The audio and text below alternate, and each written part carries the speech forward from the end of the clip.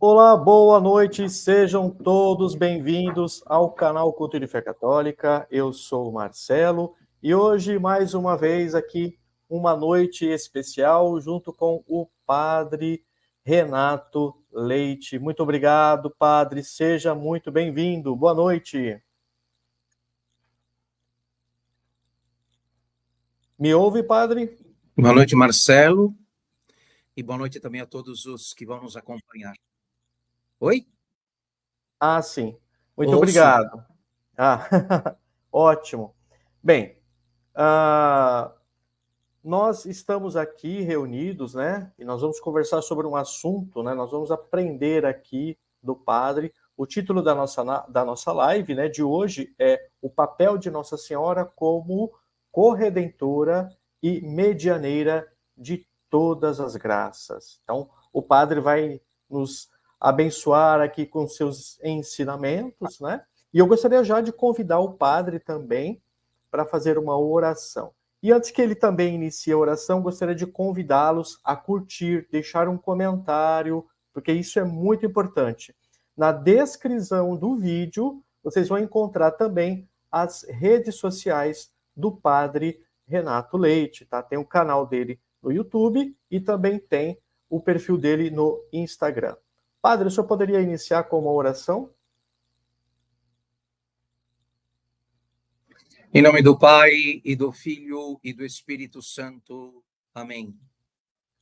Ave Maria, cheia de graça, o Senhor é convosco. Bendita sois vós entre as mulheres, e bendito o fruto do vosso ventre, Jesus. Santa Maria, Mãe de Deus, rogai por Santa nós. Maria, Mãe de Deus, rogai pelos pecadores, agora e na hora da nossa morte. Amém. Amém. Amém. Muito bem, Padre. Então, por onde que nós podemos Vida sem começar? pecado. Rogai por nós.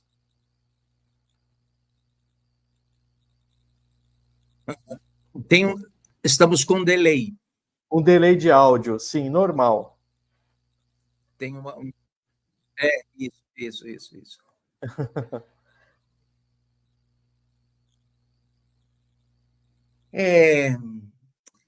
Você consegue me ouvir bem, Marcelo? Sim, eu ouço, ou estou ouvindo o senhor bem, com um pouco assim de delay, mas eu ouço muito bem. Tá, saiu um pouco do ar. Me ouve bem? Sim. Sim, tá bem.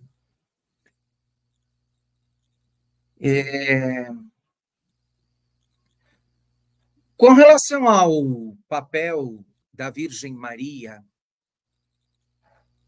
na história da salvação, então nós temos que perguntar às Sagradas Escrituras e à tradição da Igreja Católica o que Deus quando determinou que a salvação dos homens se desse pelo caminho do corpo e da alma de uma mulher, uma vez que a perdição dos homens, a queda do gênero humano também acontece, e da desobediência dela, por causa da desobediência dela, a primeira Eva, toda a humanidade se tornou desobediente. Então, se trata de descobrir estas questões, esses temas que estamos tratando, que não são coisas explícitas nas Sagradas Escrituras. Não são realidades, não vamos ser medianeira de todas as implícito. E é preciso, então, depois, tendo o critério católico, dos padres da igreja, dos doutores da igreja, para conclusão do papel único e insubstituível da Virgem Maria no plano da redenção dos homens. Tá claro? Porque foi uma determinação de Deus. Foi uma determinação do próprio Deus logo depois da queda original. Então, logo o homem cai, como nós lemos no livro do Gênesis, no capítulo 3, não é? Deus assim determina as coisas, dizendo à serpente: porém, inimizade entre ti e a mulher, entre a tua descendência e a dela. Então, a mulher, está no livro, no capítulo 3 do livro do Gênesis. Portanto, aqui, veja que coisa, não é somente a descendência da mulher que será inimiga da serpente. A mulher também será. A mulher também será inimiga da serpente. Então, isso já está determinado por Deus logo no início de todas as coisas, já nos primeiros instantes depois da queda do homem, no pecado original, na queda original, está estabelecido, então, que as coisas assim vão se fazer. Uma mulher e a descendência desta mulher estarão em estado de inimizade contra a serpente. Não é só a descendência da mulher, é a mulher e a descendência da mulher. Porém, inimizade entre ti e a mulher, entre a tua descendência e a descendência dela. Muito bem. Estabelece um modo como futuramente vai lidar com a redenção do mundo. Compreende bem? Sim. Está ali nesse chamado proto-evangelho, no livro do Gênesis, está ali estabelecido que assim como por uma mulher, Eva, veio o pecado e a condenação dos homens, por outra Eva, uma nova Eva, virá a redenção e a remissão dos pecados.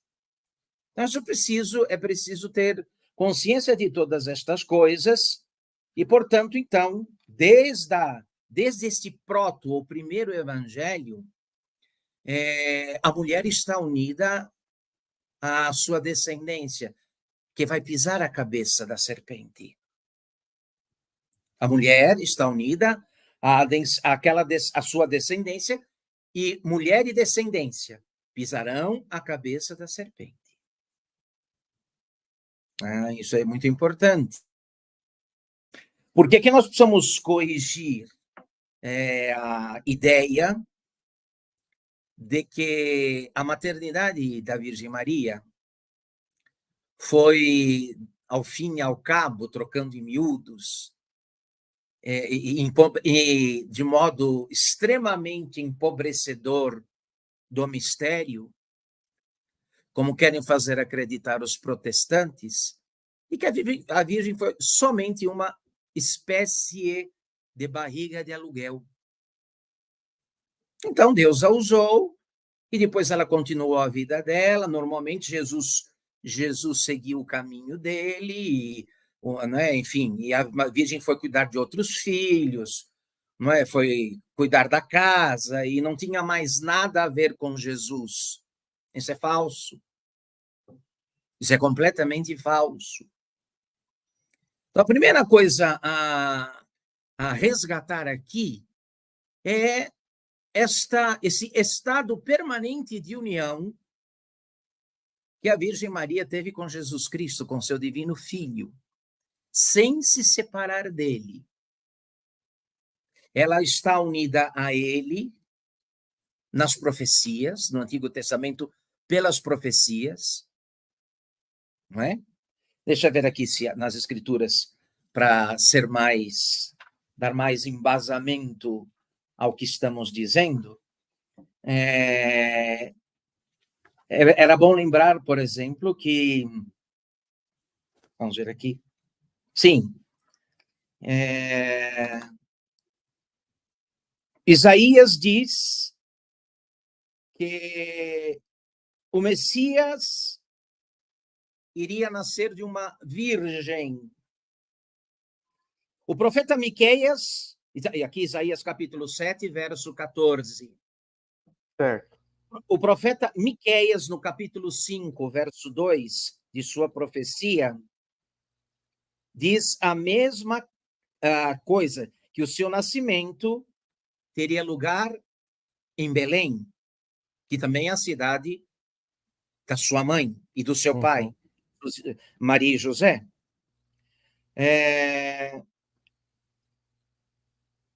O anjo Gabriel anuncia a Maria que ela é escolhida por Deus para que no seu seio tenha lugar a concepção do Salvador dos homens, a qual ela presta o seu livre assentimento. Lucas, capítulo 1, verso 28 a 38. Depois dá à luz a Jesus, o Messias, o Cristo, como nós sabemos, está lá relatado também no Evangelho de São Lucas. E assim, presta bem atenção, a Virgem Maria não é mãe de Jesus como uma mãe o é de um filho que ela gerou pura e simplesmente. Certo. Ela é mãe de Jesus em ordem da redenção do mundo. Se Jesus Cristo fosse o filho de um homem, e gerado por homem, pelos meios naturais, valeria esse argumento contra a Virgem Maria, de que, no caso, ela teria sido mãe, não é? Do profeta que iria realizar futuramente grandes obras. No entanto, a Virgem, pela maternidade divina, está associada à redenção do gênero humano.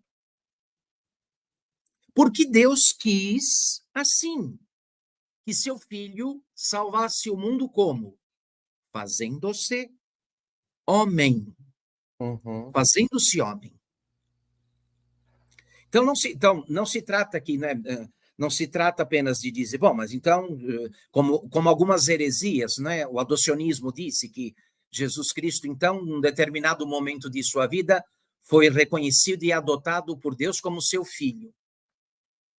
Evidentemente que a Virgem Maria aí não teria nada a ver com a redenção do mundo, mas ela concebe por obra do Espírito Santo, está elevada, então, veja bem, uma vez que ela concebe por obra do Espírito Santo, e dela nasce o Verbo feito carne, ela é elevada à ordem hipostática, de modo relativo, ou seja, ela participa daquele mistério pelo qual o Filho de Deus, sendo verdadeiro Deus, faz-se verdadeiro homem.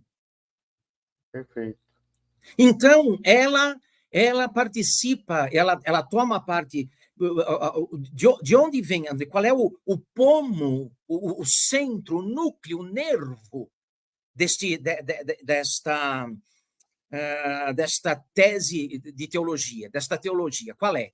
O fato de que a Virgem participa, ela é mãe de Jesus Cristo por causa da redenção do gênero humano. Ela está predestinada por Deus a ser mãe do Filho de Deus em virtude da redenção do gênero humano. Não só em gerar e dar à luz a Jesus, mas em gerar de modo único, a única Virgem que, por obra do Espírito Santo, gera e dá à luz a um homem. Isso não se repetiu mais, isso não pode acontecer. Isso, como se diz, não é conforme a ordem das coisas como nós as conhecemos. Todo ser humano tem que ter um pai, é gerado por um pai, de algum modo. Ok. Mas a Virgem Maria gera Jesus por obra do Espírito Santo.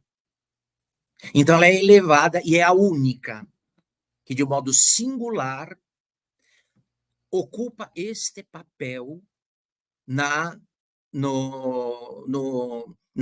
ação de Deus em ordem da salvação do gênero humano. Ela é mãe de Jesus Cristo, não simplesmente como mãe de um homem, mas como mãe daquele homem que vai salvar o mundo. E como vai salvar o mundo? Vai salvar sacrificando, oferecendo esta humanidade que ele recebe dela. Deus podia ter mandado seu filho pronto do céu. Abririam-se os céus e Jesus Cristo viria pronto. Deus tem poder mais do que suficiente para fazer um homem acabado e completo, sem precisar do apoio, da participação de quem quer que seja. Ele é Deus, pode tudo. No entanto, Deus determinou que as coisas se fizessem assim. E aqui eu quero concluir esta primeira parte, lembrando aquele aviso, aquela exortação que Jesus Cristo faz a respeito das coisas que Deus une. Quando disse, o que Deus uniu, o homem não separa. Perfeito. Então, a Virgem está unida a Jesus e Jesus a Virgem para a redenção do mundo. Está lá no fim. Veja bem, os evangelhos mostram de modo discreto, mas real, a participação que a Virgem Maria teve no ministério, a participação efetiva que a Santíssima Virgem Maria teve no ministério do seu divino Filho. Não só na infância, mas também todos aqueles momentos que marcam a redenção, né? O conjunto daquelas ações que redimem a humanidade. Ela está lá no início dos sinais de Jesus. E veja que curioso. Nas bodas de Caná, cujo relato está lá no Evangelho de São João, no capítulo 2, Jesus vai, nós sabemos, Jesus vai àquela festa de casamento, sua mãe e os discípulos estão lá. Jesus vai fazer o seu primeiro sinal, portanto, ele não tinha feito nenhum. Mas sua mãe sabe que ele é capaz de fazer sinais. E não precisa ver para acreditar. Ela antecede os discípulos na fé, porque João diz ao concluir a cena, então os seus discípulos creram. Mas creram depois do sinal. Maria crê antes. Maria acredita antes do sinal. Então ela está no início dos sinais de Jesus. Ela vai acompanhar Jesus, não é? Como que reverberando, fazendo reverberar aquele sim de Nazaré, 30 e poucos anos depois, vai confirmar o sim de Nazaré, agora no Calvário, porque ela é tão mãe do Filho de Deus quanto Deus é pai dele. Compreende? Sim. É muito importante esta presença silenciosa da Virgem Maria no Monte Calvário, porque, e veja bem, ela não diz sim com a boca, ela diz sim com a postura. O evangelista diz, e a mãe de Jesus permanecia em pé ao lado da cruz. Porque era comum que naquelas situações, quando uma vez que alguém era crucificado e sobre ele descia a maldição, que está prevista no livro do Deuteronômio, maldito que pende do madeiro, a Virgem está ali, fiel à sua missão, não abandonando o seu filho, mesmo quando, do ponto de vista humano e dos fatos, tudo conspirava para que ela negasse a Deus e abandonasse todas as coisas, entrasse no estado de loucura, sei lá.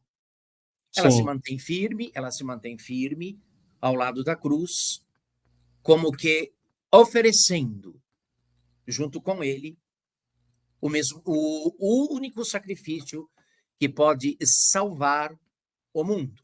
Enquanto ele derrama seu sangue, Maria sacrifica a sua vontade, não é? Portanto, a sua alma ali, cumprindo a profecia de Simeão, que disse: uma espada de dor te transpassará a alma. Então ela vai do começo ao fim, não é? Do começo ao fim, de Belém, lá desde Nazaré, quando lhe é feito o anúncio do nascimento de Jesus, o nascimento do Senhor, ela o cria, ela vai com ele a Jerusalém, ela o procura perdido. Ela está sempre por perto, mesmo quando não é atendida. Numa ocasião, quando Jesus é avisado de que a mãe, os parentes, os irmãos estão próximos, e ele olha para a multidão e diz: quem são minha mãe e meus irmãos? E olhando para a multidão, disse: o que faz a vontade do meu Pai, que está no céu, esse é meu irmão, minha irmã e minha mãe. Ela o acompanha porque ela sabe que a sua tarefa, não é? Deus, Jesus Cristo, é obra de Deus e dela. De dois sims. Um divino, o de Deus, e um humano de Maria. Essas duas vontades encontradas, acordadas, permitiram que o Verbo se fizesse homem e habitasse entre nós.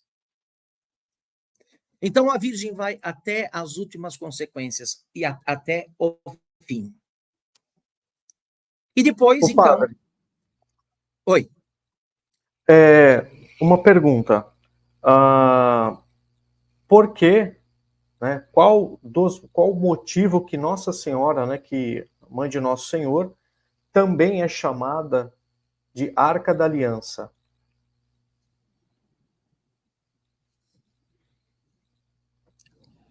A Arca da Aliança tinha esse nome, aquele móvel de madeira de acácia, banhado de ouro, com varões para ser carregada em procissões e encimada por 2 querubins de ouro batido. Sim?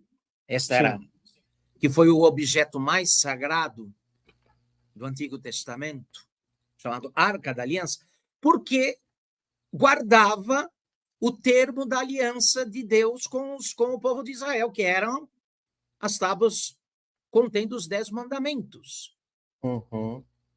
Maria é chamada Nova Arca da Aliança porque ela não traz em si as tábuas de pedra, mas ela traz em si o Filho de Deus feito o Filho de Deus na carne humana,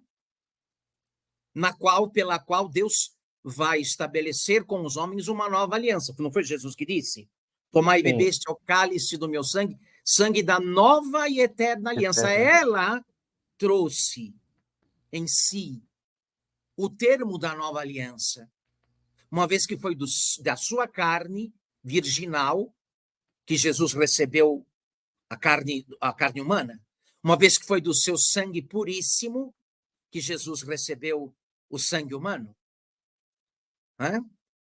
Foi esse milagre extraordinário e maravilhoso que o Espírito Santo de Deus realizou nela. E aqui é bom, veja, aqui é bom, não é? Veja bem, não há, para corrigir algumas ideias erradas, Jesus foi concebido de Maria Virgem. Sim. Portanto, é dela que ele recebe, enquanto homem, tudo que ele tem. Para combater aquela ideia de que havia um corpo, o Espírito Santo introduziu um corpo pré-existente na Virgem, que depois, então, do período de gestação, cresceu e foi dado à luz. Isso não é conforme a fé católica. Certo. Compreendeu bem? Uhum. Então, ela é a Arca da Aliança por isso, porque ela traz, agora, a Arca... Então, portanto, o símbolo é substituído pela realidade. Como diz lá o Apocalipse, capítulo 12, vi um grande sinal no céu, não é? Apareceu no céu a Arca de Deus. Então, o símbolo. Em seguida, vi então um grande sinal, uma mulher vestida de sol, com a lua debaixo dos pés e na cabeça uma coroa de 2 estrelas. Então, é o símbolo e logo abaixo a realidade. A prefigura e depois a realidade. Compreende? Então, a arca, muito acertadamente, Nossa Senhora é chamada de Arca da Aliança por isso. Porque ela traz o termo da nova aliança. A arca da antiga aliança trazia o termo da aliança de Deus com o povo de Israel, consignado nas tábuas de pedra, que ficavam guardadas dentro da arca. A Virgem trouxe o termo, concebeu o termo da nova aliança, gerando o corpo de Jesus Cristo, nosso Senhor. Perfeito. Maravilha, padre. O que mais, irmão? O que mais podemos dizer? Padre, no nosso título aqui, nós colocamos Nossa Senhora, né, como corredentora, né?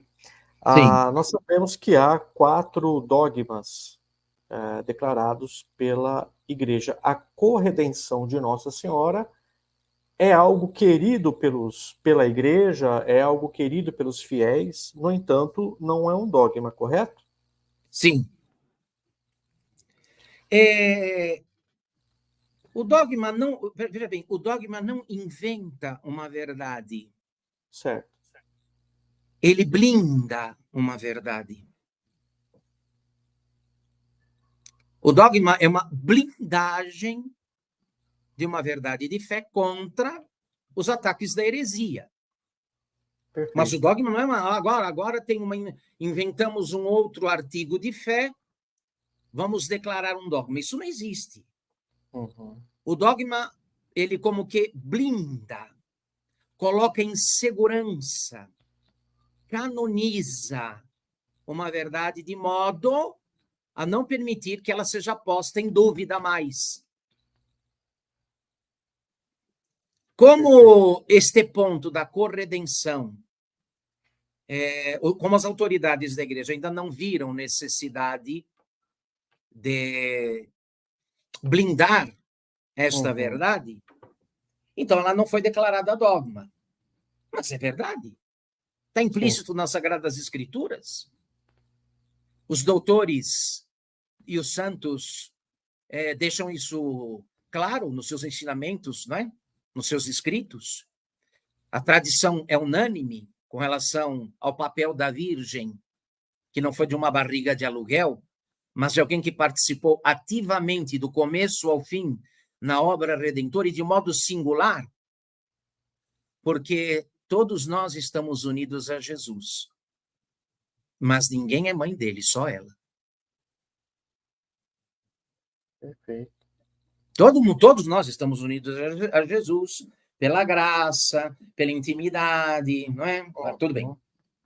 Mas a Virgem é a única que tem o privilégio da maternidade divina. Ela não está unida a Jesus apenas do ponto de vista da fé e da caridade, mas está unida como mãe dele. E, do ponto de vista das relações humanas, não há nenhum tipo de relação, não há nenhum tipo de vínculo que coloque duas pessoas mais juntas de si, mais unidas do que a mãe a um filho e um filho a uma mãe. Maravilha. Não tem ex-mãe, né? Sim.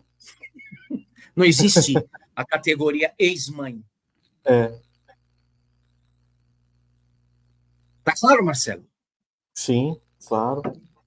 Eu não sei como é que o senhor vai discorrer aí, padre. Não sei também se está no seu cronograma, mas eu gostaria já de antemão fazer uma outra pergunta, né? Pois não. Por que, por que Nossa Senhora, eu vou colocar nesses termos, mas acredito que o senhor vai entender, por que Nossa Senhora se deu ao trabalho de vir até nós, né, e se apresentar a pessoas e pedir, né, a conversão, pedir a oração. Por quê? Por que que isso aconteceu? Sendo que nós temos já a revelação, né, pública que é apresentada pela igreja.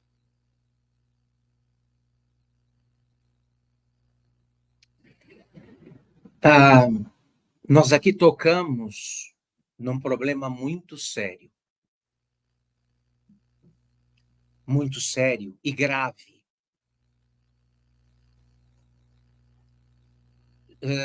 Veja bem, o que Deus tinha para falar, falou pelo seu Filho Jesus Cristo. E depois dele não tem mais nada a dizer. Isso é fé católica.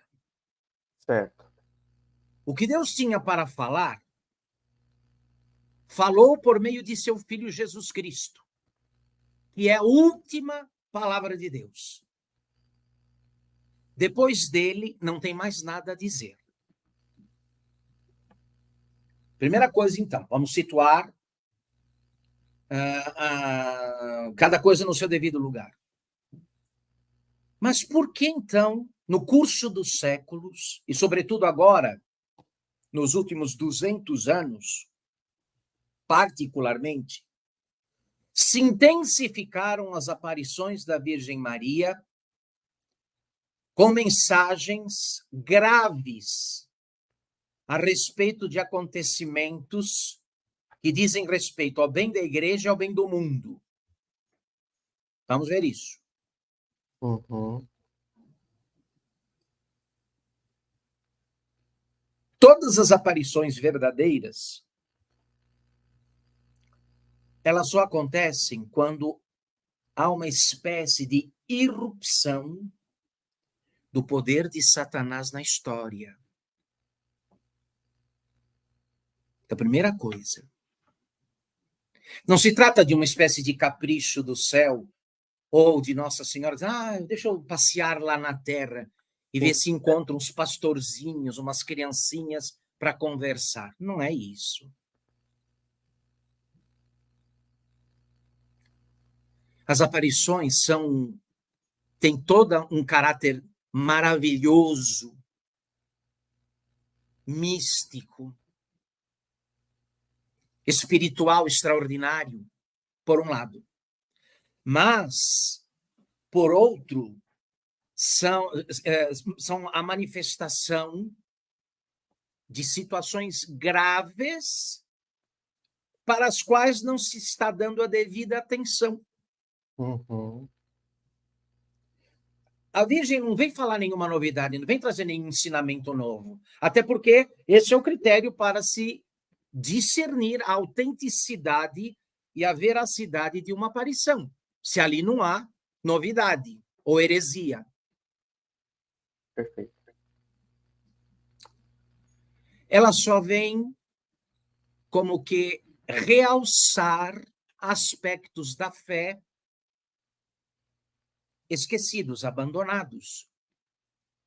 Vem lembrar temas que já não são mais tratados.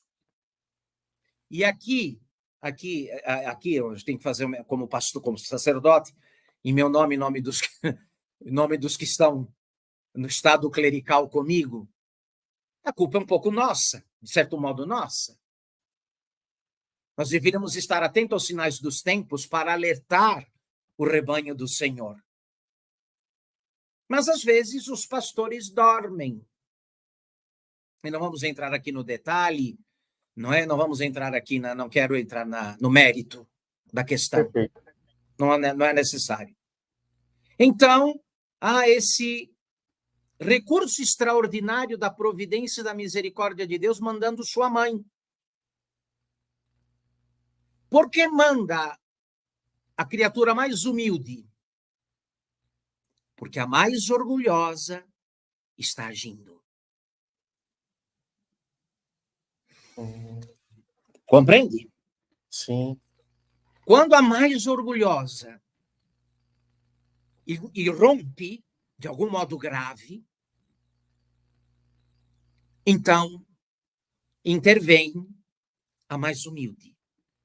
A humilde serva do Senhor, a Santíssima Virgem Maria, para orientar os seus filhos o modo como lidar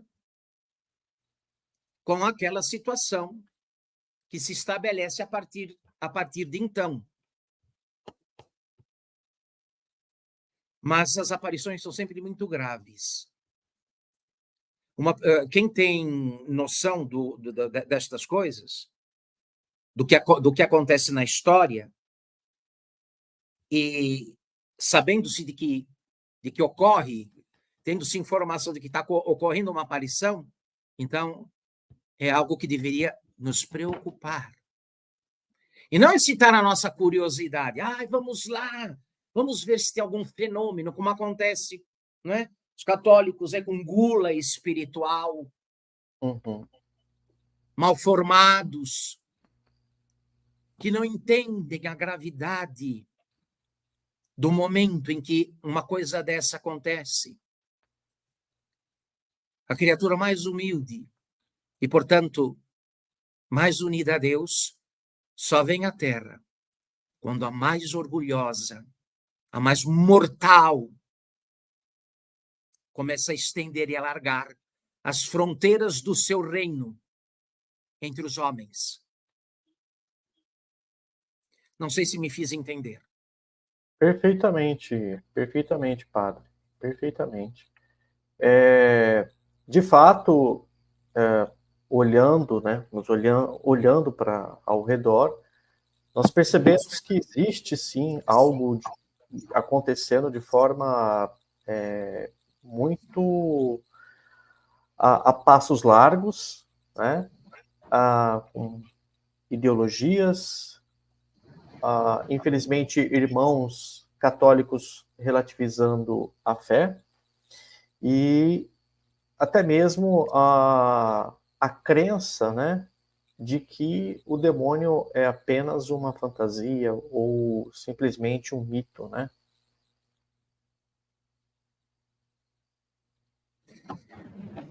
Quem conheceu, quem passou pelas atrocidades que nazistas e comunistas praticaram, sabe muito bem que o diabo existe. Porque o conheceu neles, nessa gente aí. Não resta a menor sombra de dúvida. Então, nós, de certo modo, veja, e que coisa boa, toda mãe, quando sabe que os seus filhos correm riscos, ela os alerta, ela os avisa. Então, essa caridade, veja bem, essa caridade materna da Virgem se estende nos séculos até a vinda de Jesus. Ela entendeu bem a sua tarefa quando, aos pés da cruz, recebeu as palavras do testamento de Cristo, que, olhando para sua mãe, disse: mulher, eis aí teu filho. Mulher, eis aí teu filho. Na pessoa do discípulo amado, que não tem rosto, né? Discípulo amado não tem rosto. É um tipo, não tem rosto. Temos aí a figura de todo aquele que sabe que, em certas situações, vai precisar deste auxílio que Deus dá. Não é? É importante, Marcelo, ressaltar que a descoberta desta maternidade espiritual da Virgem Maria com relação aos fiéis, ela é algo que acontece normalmente em situações extremas. Eu não sei como foi a sua história. Eu tive a graça de conhecer e amar a Virgem Maria ainda pequeno, na infância. Né? Participei da Legião de Maria. Agora sou congregado mariano, diretor de congregação mariana. Bem, mas outros só se deram conta do influxo, da bondade, da misericórdia, da força da Virgem em extremos. Em extremos. Aí se deram conta de que, de fato, houve ali uma intervenção materna, que a Virgem Maria estava ali, e o pior não aconteceu. Maravilha. E, padre, o senhor já foi construindo, né, desde o começo, toda a síntese, né, do título aqui da nossa live, né? Mas quando nós falamos a medianeira de todas as graças, alguém que pode ouvir isso e pensar, nossa, então tudo o que nós recebemos, tudo o que nós queremos é Maria que dispensa a nós? Né? Como entender essa mediação de Nossa Senhora?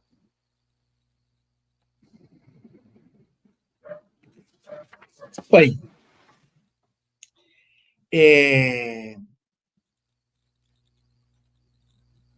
A Virgem, ela está unida a Jesus Cristo de modo singular. Você compreende bem? Sim.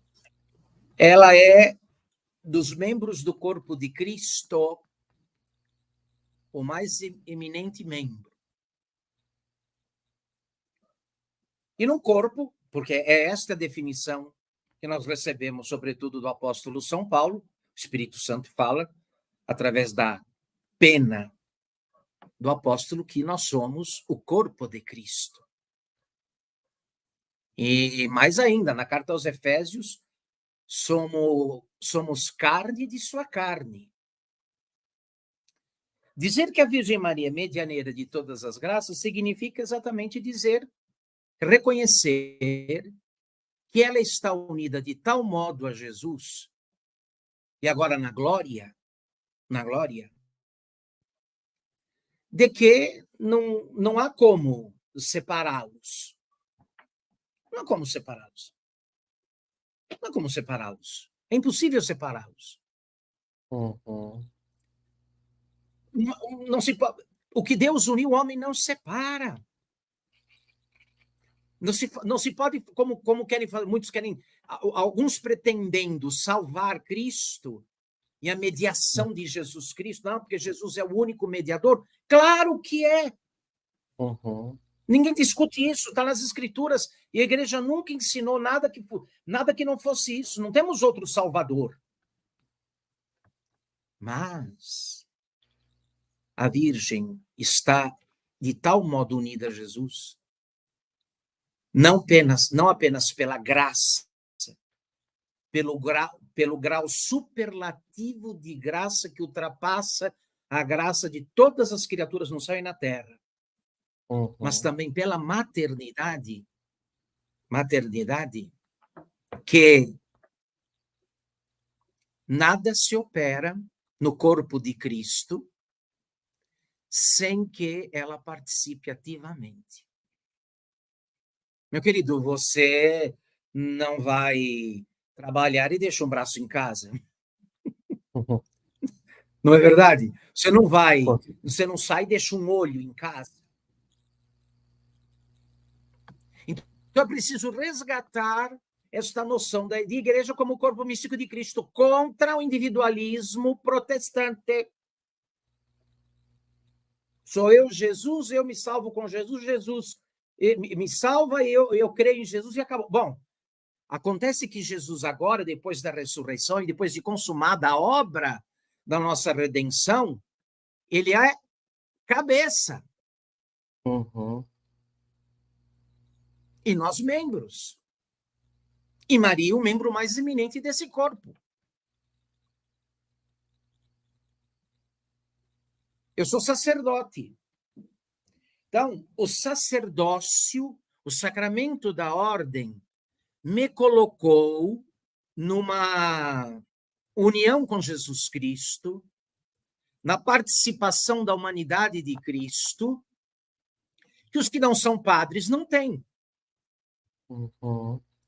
Eu posso, porque sou padre, coisas que os que não são padres não podem.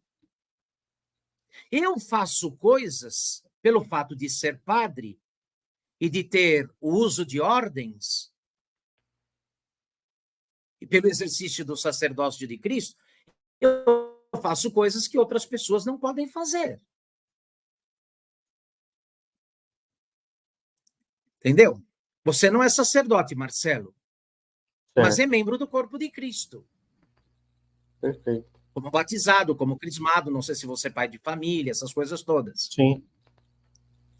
E você também, você pode coisas que eu não posso, porque você é um leigo, pai de família. Tem tarefas específicas no corpo de Cristo, que é a Igreja Católica. Então, quando dizemos que a Virgem Maria é medianeira de todas as graças, estamos dizendo o seguinte, ó, ela está unida a Jesus de tal modo, a união dela com o Cristo cabeça é de tal envergadura, é tão singular, pelas razões já aduzidas aqui nesta live, que nada se faz sem o concurso dela. Porque o que Deus uniu, O homem não a separa. opinião e o palpite dos homens não pode Não separar. separa. Perfeito, perfeito. Na, houve heresias, né? Logo ali no início da igreja, tal, foram combatidos, né? Justamente o senhor pontuou aí alguma coisa, mas de modo drástico mesmo acontece em questão a Nossa Senhora, acontece com o protestantismo, né? Onde os cristãos vão de certa forma não, há uma divisão e Nossa Senhora vai perdendo ali a dimensão de tudo isso que o senhor acabou de nos explicar. E hoje nós encontramos uma guerra, né? Somos chamados de idólatras, de uma série de coisas, porque nós damos, de fato, a devida honra à Nossa Senhora. Né? E já comentando isso, gostaria de dizer, de perguntar outra coisa: como, né, nós, membros da Igreja, como nos aproximarmos cada vez mais à Nossa Senhora? Porque nos aproximando cada vez mais de Nossa Senhora, o objetivo final é Nosso Senhor, né? Então, já fazendo esse combo aqui, passando para o senhor. A Virgem Maria é o que ela é e tem tudo o que ela tem por causa de Jesus Cristo. Ela é para Jesus, foi e é para Jesus. O que ela teve, o que ela tem, são para Cristo e de Jesus Cristo. Não há nada estranho entre os dois. Não há nada estranho entre os dois. E as almas simples, aqui eu estou falando para as almas simples. Não está gente metida a teólogo a intérprete, mais de 20 séculos de fé cristã e de magistério da igreja. Não é para estes. As almas simples sabem que a Virgem Maria, ela é uma página das Escrituras Sagradas, da qual Deus escreveu com o Espírito Santo. O que a gente vê na Virgem Maria? O que a gente lê? O que a gente aprende com ela? O que se vê na Virgem? A gente vê Jesus na Virgem. A gente lê Jesus pela Virgem. Ela é uma página da Bíblia, das Escrituras, na qual o Espírito Santo escreveu com a graça, não com tinta. Uhum. De modo que esse Evangelho dos Humildes, que é a Virgem Maria, esta página do Evangelho dos Humildes, é muito bem compreendida por aqueles que sabem que Deus fez grandes coisas, maravilhas na sua serva, como ela mesma canta. Deus que fez. O que eu busco na Virgem? As maravilhas que Deus fez nela. Como ela canta no Magnificat, no seu canto. Quem é a Virgem sem Deus? Não é nada. Sem Deus ela nem existiria. Mas Deus a quis e a fez como a fez por causa de Jesus Cristo. Por causa, então, da nossa redenção. Jesus, a Virgem Maria e Jesus existem para nossa e por nossa redenção. Então aí não nesta loucura de separar um do outro, porque isto seria contrapor-se à obra de Deus, ao modo como Deus estabeleceu a forma da nossa salvação. O meio pelo qual ele queria que fôssemos salvos. Colocar Jesus separado da Virgem Maria e Maria separada de Jesus. Um só existe por causa do outro. Um só existe por causa do outro.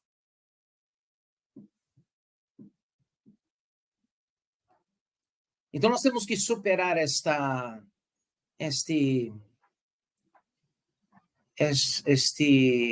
veneno herético.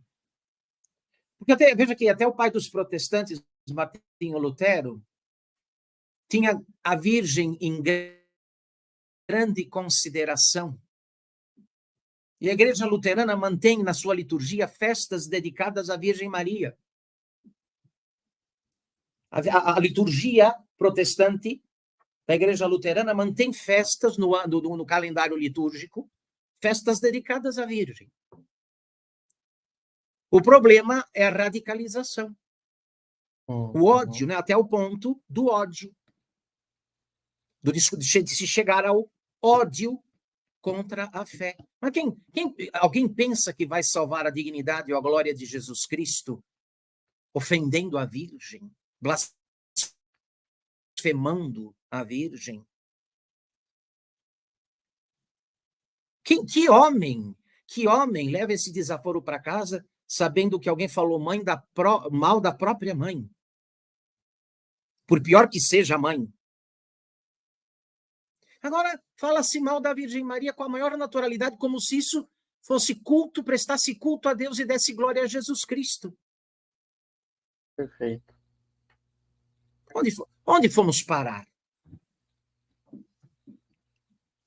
Muito bem, então, nós se demos conta de esclarecer ou dar aí algumas luzes a respeito desta íntima união entre Jesus Cristo e sua mãe, damos por cumprida a nossa tarefa nesta live. Maravilha, Padre. Maravilha. Eu gostaria muito, Padre, de agradecer a presença aqui do senhor, de tudo que o senhor explanou. Foi de grande, grande, grande auxílio aqui para nós. Percebe-se, né, todo esse carinho e esse amor sacerdotal, né, que o senhor tem com Nossa Senhora. E nós precisamos cada vez mais soltar, crescer essa labareda na nossa alma e realmente nos devotar a esse amor maternal de nossa mãe. E eu tenho certeza, isso enriqueceu bastante o conteúdo aqui do canal. O senhor não sabe o quanto eu estou agradecido saber que um sacerdote, né, e o senhor que tem um trabalho muito bom, assim como outros sacerdotes também, né, nas redes sociais, como isso nos alegra de saber e de ter contato com padres, né, como o senhor, que vem, que se dá como sacerdote, não como pastor, assim como o Papa Francisco diz, pastor com cheiro de ovelha. É disso que nós precisamos mesmo, né? Muito obrigado, padre. Gostaria que o senhor deixasse mais um pequeno recado e nos desse a bênção para que a gente pudesse, então, encerrar a live. Olhe, nós temos este consolo de ter aprendido com os santos de que as causas que chegam a Jesus Cristo pelas mãos da Virgem nunca se perdem, não é? Aquelas súplicas, aqueles pedidos que são embalsamados, que levam o bálsamo da virtude da Virgem, e que assim são apresentados a Deus, são, sem sombra de dúvida, eficacíssimos. Ela que é chamada a onipotência suplicante. Então eu gostaria de solicitar aos nossos irmãozinhos que nos acompanharam, com paciência, algumas pessoas até sacrificaram 1 hora de sono para poder ouvir esta catequese, que não deixem de recorrer à Virgem Santíssima. Não é? Porque podem ter certeza, ninguém está mais interessado no nosso bem eterno do que ela. E o que ela puder fazer, fará, para nos ter consigo um dia na glória do seu Filho. Tá certo? Sejam devotos da Virgem. E que não apenas rezam orações a ela, mas, sobretudo, que a imitam. Porque a imitação ainda é a melhor devoção. Tá certo? Marcelo, vamos dar a bênção para os nossos irmãos Sim. e irmãs? Eu quero Vamos agradecer lá, o convite, viu, Marcelo? Muito obrigado por ter podido Eu participar. Também elogio o seu trabalho. Você aí tem um trabalho de ilustração da fé católica, mostrando que os que conhecem esse tesouro não o trocam por nada, né? Vendem tudo, como o homem que descobre o tesouro escondido no campo, vai, vende tudo que tem, compra aquele campo para possuir esse tesouro maravilhoso. Pedimos então à Santíssima Virgem que abençoe o seu trabalho. Não é que precisamos muito, né, neste oceano de maldades e de coisas erradas que é a internet, deve brilhar a luz de Cristo e de sua Santa Igreja. O Senhor esteja convosco. Ele está no meio de nós. Que vos abençoe o Deus Todo-Poderoso, o Pai, o Filho e o Espírito Santo. Amém. Amém. Obrigado, Abençoada noite, padre. meu irmãozinho Marcelo. Muito obrigado. Muito obrigado, eu que agradeço. Obrigado a todos vocês. Deus abençoe. Deixe um comentário e as redes sociais do padre está aqui na descrição do vídeo. Até mais, pessoal. Tchau, tchau.